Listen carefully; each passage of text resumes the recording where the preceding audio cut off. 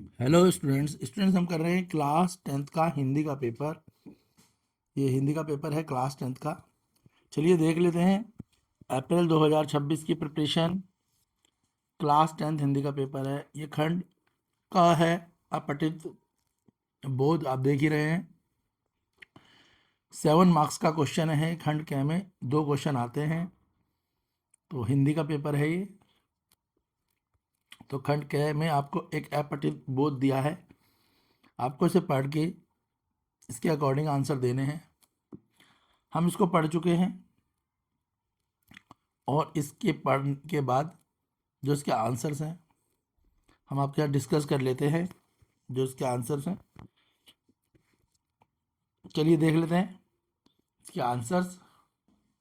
इस अपठित बोध के हिसाब से जो कॉलम 1 और कॉलम 2 है उनमें उचित विकल्प छांटना है, और हमने उचित विकल्प देख लिया है। इसके हिसाब से इसका आंसर, फर्स्ट वाले का आंसर होगा ऑप्शन बी।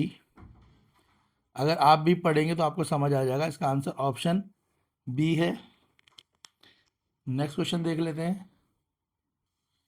सेकंड क्वेश्चन है, बोला है आज के मानव अपने पूर्वजों से भिन्न कैसे हैं, अनुपयुक्त विकल्प का चयन कीजिए। तो इसमें अनुपयुक्त जो विकल्प था हमने उसका चयन करा, और इस अपठित गद्यांश के हिसाब से इसका आंसर होगा ऑप्शन डी, वह सिर्फ सपने देखना ही जानता है।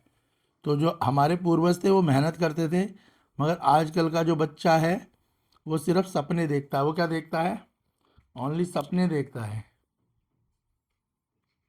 थर्ड में बोला काव्यांश में नए घरों की नींव रखने से क्या अभिप्राय है। तो जो हमने काव्यांश पढ़ा है उसके हिसाब से नए घरों में नींव रखने का मतलब है नए समाज की रचना करना। ऑप्शन डी क्वेश्चन थर्ड का आंसर आपका ऑप्शन डी होगा। ऑप्शन डी क्वेश्चन थर्ड का आंसर है। क्लियर है। नेक्स्ट क्वेश्चन फोर्थ देख लेते हैं। क्वेश्चन फोर्थ है, काव्यांश के मूल भाव 25 से 30 शब्दों में लिखिए। तो काव्यांश को हमने पढ़ा है, उसके हिसाब से इसके मूल भाव जो इसमें बताया गया उनको हमें अपने शब्दों में लिखना है। तो जैसे इसके मूल भाव में बोला गया है कि जो सपने देखना और सपनों को साकार करना, जो हम सपने देखें हमें उन्हें कोशिश करनी चाहिए कि वो हम उन्हें पूरा भी कर पाएँ। नए समाज के निर्माण की हमारे को कोशिश करनी चाहिए। तो कुछ इस तरीके से आप लिखेंगे। हमें अपने विचारों को, अपने विवेक को और अपने साहस को बचाए रखना चाहिए। तो क्वेश्चन जो फोर्थ है आप इस तरीके से काव्यांश में से जो हमने पढ़ा है उस हिसाब से आप लिख पाएंगे। इसके बाद क्वेश्चन फिफ्थ है, ये दोनों क्वेश्चन ही 2-2 मार्क्स के हैं, आप 2-2 3-3 लाइन में लिख सकते हैं। क्वेश्चन फिफ्थ है आपका, काव्यांश में मानव को धन्य क्यों कहा गया है, और 2 बिंदुओं को उल्लेख कीजिए। तो जो क्वेश्चन फिफ्थ है उसमें मानव को इसलिए धन्य कहा गया है क्योंकि जो मानव है वो सपने देखता है और उन सपनों को पूरा करने के लिए वो मेहनत करता है। और दूसरा, मानव बार बार सपने देखता है और उसके सपने कई बार साकार नहीं भी होते, मगर वो अपने प्रयास को निरंतर करता रहता है। ये हम नहीं बता रहे, ये काव्यांश में लिखा हुआ है। ये सब कहाँ है? जब हमने इस काव्यांश को पढ़ा तो ये काव्यांश को पढ़कर हमें ये सारी बात समझ आई। तो वही बात मैंने आपको बता दी। तो आपको भी काव्यांश को अच्छे से पढ़ना होगा, 7 नंबर का आएगा। तो क्वेश्चंस पूछे गए हैं, मैंने आपको आंसर बता दिया। अगला देख लेते हैं। Next question 2। क्वेश्चन 2 में भी आपको अपठित गद्यांश मिला है। पहले कविता थी, अब ठीक है गद्यांश है, लिखा हुआ है यहाँ पे। ठीक है, 7 नंबर का आएगा। हमने इसे ऑलरेडी पढ़ लिया है, लोक साहित्य के ऊपर है। ठीक है, और इससे रिलेटेड क्वेश्चंस हैं। तो पहला क्वेश्चन है, लोक साहित्य में बदलाव क्यों होते रहते हैं। तो लोक साहित्य में बदलाव क्यों होते रहते हैं? तो समाज में बदलाव होते हैं इसलिए लोक साहित्य में बदलाव होते हैं। इसका आंसर ऑप्शन बी होगा। पहले वाले का आंसर होगा ऑप्शन बी, क्यों इसमें इसके आधार पर समाज में बदलाव होते रहते हैं, इसलिए ऑप्शन बी आंसर है। पहले वाले का आंसर क्या है? ऑप्शन बी, क्योंकि लोक साहित्य के आधार पर ही समाज में भी बदलाव होते हैं। दूसरा क्वेश्चन है, लोक साहित्य के संबंध में अनुपयुक्त विकल्प, इनमें से कौन सा विकल्प है जो अनुपयुक्त है? तो इसका आंसर ऑप्शन सी है। लोक साहित्य का सृजन समाज के एक वर्ग के विशेष द्वारा किया है, ये गलत है। तो इसका अनुपयुक्त विकल्प क्या है? ऑप्शन सी, क्योंकि लोक साहित्य का निर्माण समाज के किसी एक वर्ग ने नहीं, सारे वर्गों ने मिलकर किया है। तो ऑप्शन सी इसका अनुपयुक्त है, यानी ये गलत है। इसके बाद है क्वेश्चन थर्ड। क्वेश्चन थर्ड में आपको कथन और कारण दिए हैं। तो कथन है लोक साहित्य को रूढ़िवादिता का समर्थन है। कारण है आपका यथार्थ और कल्पना पर आधारित होने के कारण इसमें बदलाव संभव नहीं है। तो क्वेश्चन जो तीसरा है उसका आंसर ऑप्शन बी होगा। कथन और कारण दोनों ही गलत हैं इसमें, तो ऑप्शन बी इसका आंसर है। कथन और कारण इसके जो दोनों बताए गए हैं दोनों ही गलत है, ऑप्शन बी। क्लियर हो गया। नेक्स्ट देख लेंगे ऑप्शन बी। क्वेश्चन थर्ड का आंसर क्या है कथन कारण वाले का? ऑप्शन बी आंसर है, मैंने बता दिया है। क्वेश्चन बी, ऑप्शन बी इसका आंसर होगा। क्लियर है क्वेश्चन थर्ड का। नेक्स्ट देख लेते हैं क्वेश्चन फोर्थ और फिफ्थ। क्वेश्चन जो फोर्थ है उसमें बोला है लोक साहित्य और संस्कृति को अंतर संबंधित क्यों बताया गया, यानी ये दोनों आपस में जुड़े हुए क्यों हैं, और दो बिंदुओं से उल्लेख कीजिए। तो हम इसके हिसाब से पढ़ेंगे और फिर हम बताएंगे। जैसे कि लोक जीवन जो है उससे हम अब उसमें हमारे को अभिव्यक्ति की आज़ादी मिलती है। जैसे लोग कवि जो होते हैं वो क्या करते हैं, अपने विचारों को कविताओं के माध्यम से लोगों के आगे बता सकते हैं। और ऊपर से लोक साहित्य जो हमारी संस्कृति है, जो हमारी पुरानी चीज़ें हैं, उसके बारे में हमें बताता है। तो हमने वो पढ़ा है, उसके अकॉर्डिंग हमने आंसर दिया है। नेक्स्ट है लोक साहित्य में सृजन अन्य साहित्य सृजनों के भिन्न कैसे होता है। तो इसमें क्या होता है, इसमें जो रचनाएं हैं वो अपनी पहचान का कोई संकेत देने से बचती हैं। उसके अलावा इसमें आत्म प्रचार भी होता है। चलिए इसका नेक्स्ट देख लो। खंड ख, व्यवहारिक व्याकरण। इसमें निर्देश अनुसार रचना के आधार पर पहले क्या है, हमें वाक्य भेद करने हैं। 4 नंबर का है क्वेश्चन थर्ड, वाक्य भेद। वैसे तो आपको वाक्य भेद करने आते होंगे, फिर भी मैं आपको वाक्य भेद बता देता हूँ। जैसे बोला शहनाई की जादुई आवाज का असर हमारे सिर चढ़ के बोलने लगा। संयुक्त वाक्य को रूपांतरित करना है, ये एक संयुक्त वाक्य है और हमें इसे रूपांतरित करना है। तो जब हम इसे रूपांतरित करेंगे तो हम इसको रूपांतरित करने में क्या करेंगे, तो इसे हम जब संयुक्त वाक्य में बदलेंगे तो हमें पता है कि इसको हम क्या करेंगे, इसमें और लगा के इसे सरल बना देंगे। तो जैसे लिखा है शहनाई की जादुई आवाज़ असर हमारे सिर बोल के बोलने लगता है, तो उसका अगर हम संयुक्त वाक्य में रूपांतरित करेंगे तो क्या होगा, हो जाएगा शहनाई की आवाज़ जादुई होती है, फिर हम और लगाएंगे और उसके बाद फिर हम इसी में से आगे उतार देंगे। आगे क्या लिख उतार सकते हैं, हम बोल देंगे उसका असर हमारे सिर चढ़कर बोलने लगता है। ठीक है, तो पहले लिख देंगे शहनाई की आवाज़ जादुई होती है, जादुई आवाज़ होती है और हमारे सिर चढ़कर बोलने लगती है, तो यहाँ पर और लगा देंगे। ठीक है, दोनों सेंटेंसों के बीच में क्या लगाएंगे, और। दूसरा है माना जा सकता है कि, ठीक है, यहाँ पर क्या सरल वाक्य में बदलना है। माना जा सकता है कि वे संस्कृत बोल सकती है। ठीक है, तो सरल वाक्य में क्या करते हैं, हम कंजक्शन सकते हैं, हटा देते हैं। तो इसको हम बनाएंगे तो ये क्या हो जाएगा, इसको हम लिख देंगे उनमें संस्कृत बोल सकने की बात मानी जा सकती है, या यूँ बोल सकते हैं कि वो संस्कृत बहुत अच्छे तरीके से बोल सकती हैं, इस तरीके से भी बोल सकते हैं। नेक्स्ट है वह स्वयं ना खाकर दूसरों को खिला दिया करता था। रचना की दृष्टि से वाक्य भेद का नाम बताना है। तो ये सरल वाक्य है, वह स्वयं ना खाकर दूसरों को खिला दिया करता था। तो ये वाक्य कौन सा है, इसका जो भेद है वो सरल है। क्वेश्चन फोर्थ में बोला है आपको आश्रित उपवाक्य छांटना है और उसका भेद लिखना है। तो सेंटेंस है जब मैं घर पहुंची तब रात हो चुकी थी।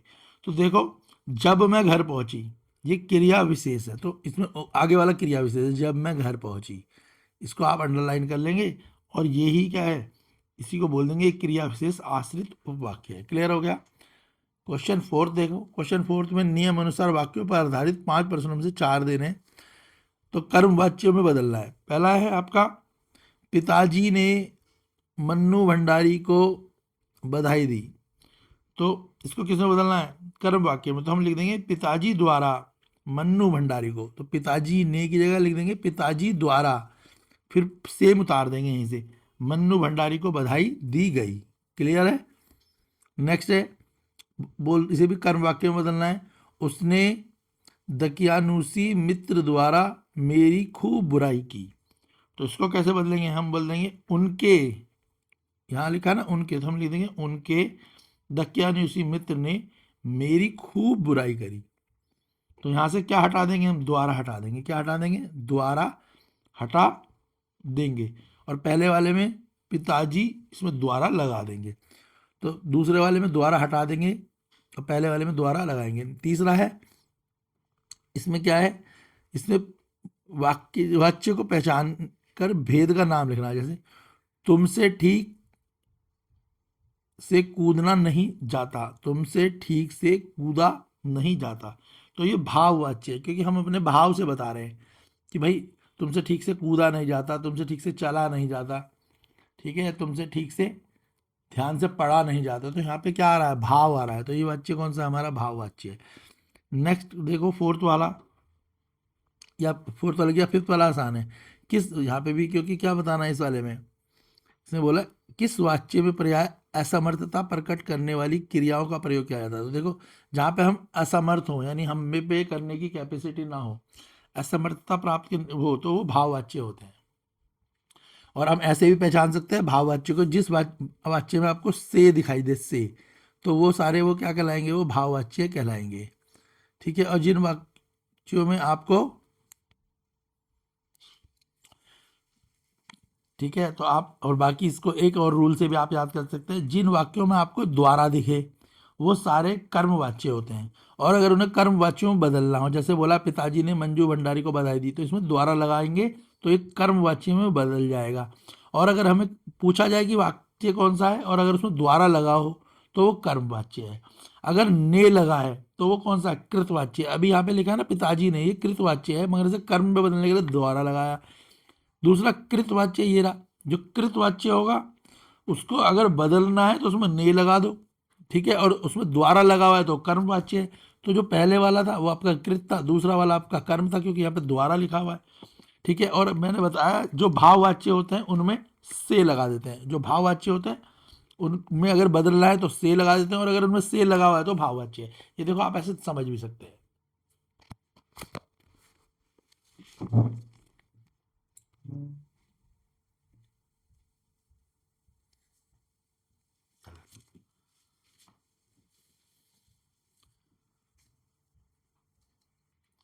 इस रूल से आप समझ सकते हैं कि कर्मवाच्य में द्वारा लगा हुआ होगा तो वो कर्मवाच्य है, और अगर उसे बदलना होगा तो कृत से कर्म में बदलने के लिए द्वारा लगा देंगे।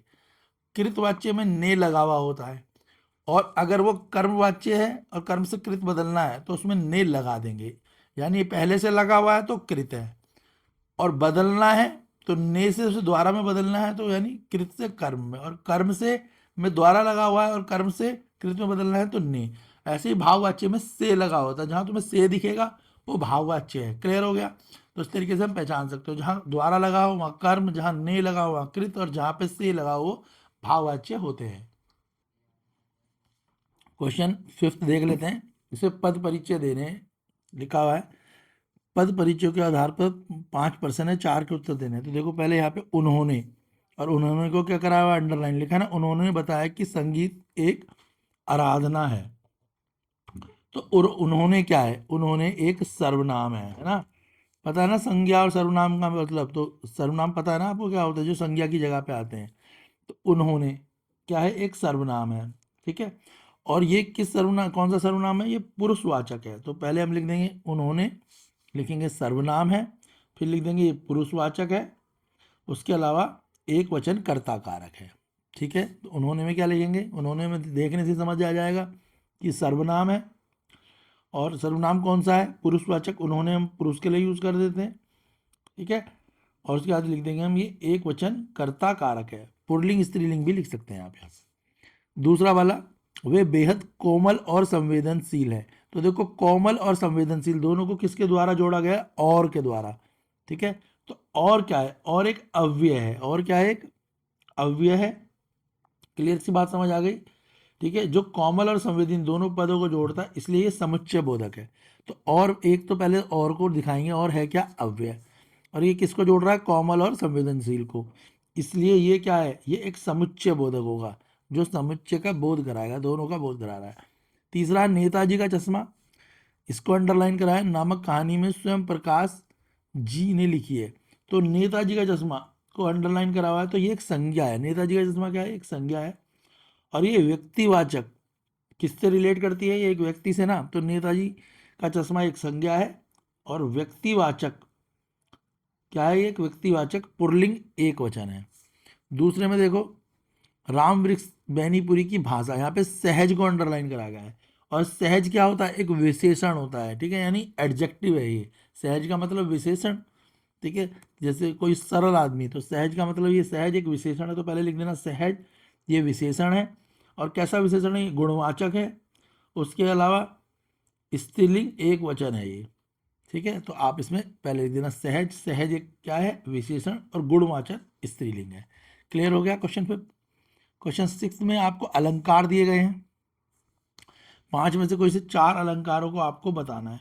तो पहला अलंकार देखो, उस काल में मारे क्रोध के तन कांपने उसका लगा, मानो हवा के वेग से सोता हुआ सागर जागा। तो देखो यहाँ पर जो है उसके बारे में क्या करी गई है? बहुत ज़्यादा उसकी बारे में बढ़ाई करी गई है। तो ये अलंकार है उत्प्रेक्षा अलंकार, मानो हवा के वेग से सोता हुआ सागर जागा। तो ये अलंकार कौन सा है जिसमें बहुत ज़्यादा प्रचार प्रसार करा जाए? तो ये उत्प्रेक्षा अलंकार है। दूसरा, दूसरा अलंकार कौन सा है?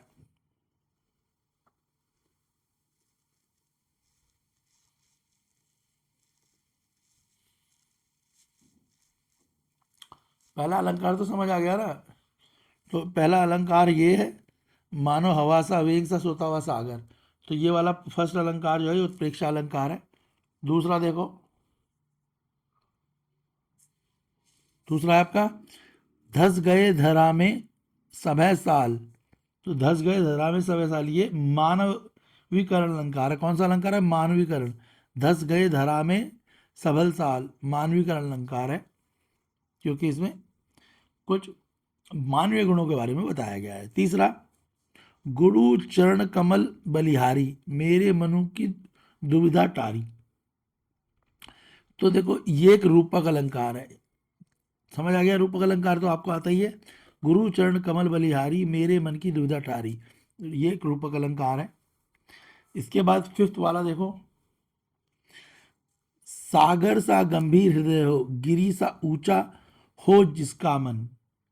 तो ये उपमा अलंकार है, जिसमें क्या करी गई है? उपमा करी गई है, ठीक है ना। तो ये उपमा अलंकार है। Question fifth. 4 ही करने थे पार्ट, तो चारों मैंने आपको बता दिए। इसके बाद खंड ग है, जिसमें आपकी बुक से आधारित दो चीजें गद्यांश पूछे जाएंगे। ये पहला है 5 नंबर का, और दूसरा कविता है। इसी ये गद्यांश के क्वेश्चंस हैं। आप पढ़ के इनके आंसर दे सकते हैं। अगर चाहे तो मैं भी इनके आपका आंसर बता सकता हूँ। पहले वाले का आंसर है, काशी में हनुमान की उपासना किस रूप में होती है? तो इसका आंसर है ए, कलाओं के स्वामी के रूप में। पहले वाले का आंसर ऑप्शन ए है। हनुमान जी की उपासना कैसे होती है? कलाओं के स्वामी के रूप में, ऑप्शन ए। दूसरा, काशी के अंतिम वाक्य में काशी की किस विशेषता का उल्लेख किया गया है? तो किसका किया गया है? ऑप्शन ए इसका आंसर है समान व्यतात्मकता का, समान व्यक्तात्मकता का। क्लियर है? Option A. थर्ड, इस गद्यांश का उद्देश्य क्या है? तो इस गद्यांश का उद्देश्य है काशी की संस्कृति की परंपरा का परिचय देना, काशी के बारे में लोगों को बताना कि काशी में कैसी परंपरा है। ऑप्शन सी, फोर्थ वाला। काशी की संस्कृति की पाठशाला में, काशी को संस्कृति की पाठशाला क्यों कहा गया है? काशी को संस्कृति की पाठशाला क्यों कहा गया है? तो इसका आंसर है यहाँ के क्वेश्चन फोर्थ में, यहाँ सर्वत्र भारतीय संस्कृति का छाप देखी जाती है। ऑप्शन डी इसका आंसर है। क्वेश्चन फोर्थ का आंसर ऑप्शन डी है। क्वेश्चन फिफ्थ, कथन और कारण। आपको इसमें कथन और कारण पूछे हुए हैं और बताने हैं आपको। तो कथन और कारण देख लो। कथन है, संगीत और संगीत प्रेम काशी की पहचान है। कारण है, काशी की को उसकी ऐसी पहचान देने में सिर्फ बिस्मिल्लाह खां का योगदान है। तो जिसका कथन और कारण है तो इसका कथन और कारण है दोनों ही गलत है। तो इसका आंसर है ऑप्शन बी, कथन कारण दोनों ही क्या है इसके, गलत है। ऑप्शन बी आंसर है क्वेश्चन 5 का। नीचे फिर एक कविता दिया है, क्वेश्चन 8 है, जिसमें कविता दिया है, निम्नलिखित पठित काव्यांशों के आधार पर आपको बहुविकल्प आंसर देने। तो कविता देख लो, मैं इसके आंसर भी आपको बता देता हूँ। परशुराम ने अपना परिचय क्या कहकर दिया? तो इसका आंसर है आपका, मैं एक अत्यंत उग्र स्वभाव का हूँ। ऑप्शन बी आंसर है, परशुराम ने कहा कि मैं बहुत गुस्से वाला व्यक्ति हूँ, उग्र स्वभाव का हूँ। दूसरा, पद्यांश में जड़ का अर्थ क्या है? जड़ का मतलब है मूर्ख। ऑप्शन ए आंसर है। आपने पढ़ा होगा परशुराम वाला चैप्टर, मूल, वो क्या है, मूर्ख, मूर्ख। ऑप्शन डी, जड़ का अर्थ है मूर्ख, जड़ बुद्धि होना, मूर्ख बुद्धि होना। ऑप्शन डी आंसर है। नेक्स्ट है, लक्ष्मण की वाणी कैसी थी? लक्ष्मण कैसी वाणी थी? तो उसकी भय रहित। ऑप्शन सी आंसर है, भय रहित। लक्ष्मण को डर नहीं था, वो भय रहित थे। फोर्थ है, पद्यांश में बाल ब्रह्मचारी किसे कहा गया है? तो बाल ब्रह्मचारी परशुराम को कहा गया है। फिर इसमें भी कथन और कारण है, और कथन कारण हमने दोनों पढ़ लिए हैं। कथन कारण के हिसाब से इसका आंसर भी ऑप्शन बी होगा, कथन कारण दोनों गलत होंगे क्वेश्चन 8 में। इसके बाद क्वेश्चन 9, इसमें आपको 25 से 30 शब्दों में आंसर लिखना है। आपने चैप्टर पढ़ लिए होंगे, ये पर क्वेश्चन हैं जो आप देख लें, जो आए हुए हैं हिंदी के एग्जाम में।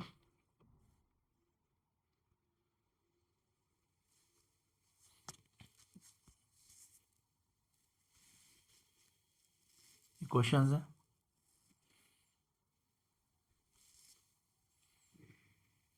क्वेश्चन 10th, इसके आंसर्स भी देख लें। ये क्वेश्चंस हैं जो आए हैं हिंदी का पेपर है, ये 10th का बोर्ड का।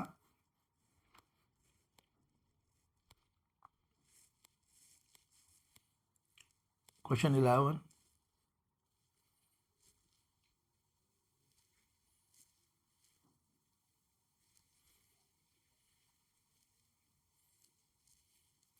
इसके बाद खंड गया,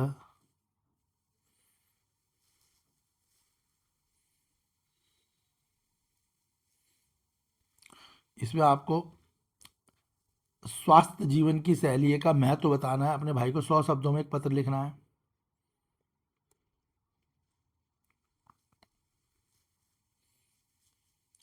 सौ शब्दों में पत्र लिखना, 5 नंबर का, कोई भी आप कर सकते हैं। दूसरा भी दिया है, क्वेश्चन 13 है। फिर क्वेश्चन 13 में आपको उपयुक्त पद पे आवेदन के लिए 80 शब्दों में एक स्वीकृति तैयार करना है। तो ऑप्शन है, ईमेल भी लिख सकते हैं।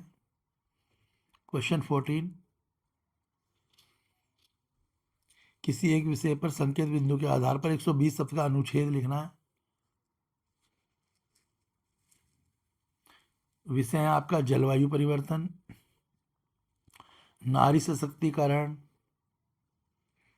नैतिक शिक्षा। फिर क्वेश्चन 15 है, ऊर्जा संरक्षण हेतु जागरूकता फैलाने के ओर से आपको एक आकर्षक विज्ञापन, 4 नंबर का है। तो ये सभी क्वेश्चंस हैं जो आपके हिंदी के बोर्ड के पेपर में आए हैं, तो आप अच्छे से प्रिपेयर कर सकते हैं और हिंदी का पेपर अच्छे से दे सकते हैं। वीडियो को लाइक करें, चैनल को शेयर करें, सब्सक्राइब करें, और अपने फ्रेंड्स को भी शेयर करें ताकि उनकी भी हेल्प हो सके।